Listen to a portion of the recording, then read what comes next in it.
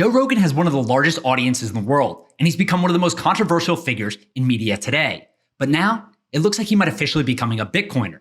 Take a listen to this clip from yesterday's interview that he released with Khalil Roundtree.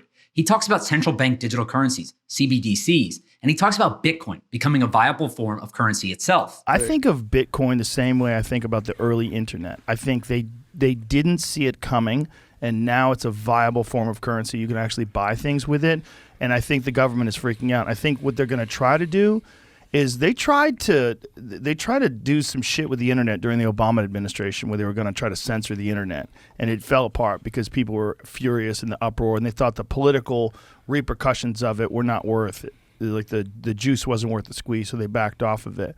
But I feel that there's going to come a time where some government, whether it's the United States or another government, might try it first. They're going to try to implement, I know they already do it in China, but they're going to try to implement a digital currency, a centralized digital currency that they can control. Yeah. What's scary about that is they could say, Khalil, we've looked at, your behavior online, and you have some marks against you, and so you're not going to be able to buy this, or you can only buy staples. You can't, you're going to buy food and shelter, but we're not going to allow you to travel, because that could be a scary. real thing where they could literally limit what you spend your money on. 1,000%, Joe. First off, Joe Rogan is right about central bank digital currencies. China is already implementing something throughout their economy, and many other countries around the world are doing research to implement something similar themselves. But also, this now completes the full circle for Joe Rogan when it comes to Bitcoin. He previously referred to Bitcoin as a Ponzi scheme and was never really a big fan. But then he told podcaster Adam Curry that he has significant hope for Bitcoin, and he even accepted a $100,000 payment from a sponsor in Bitcoin.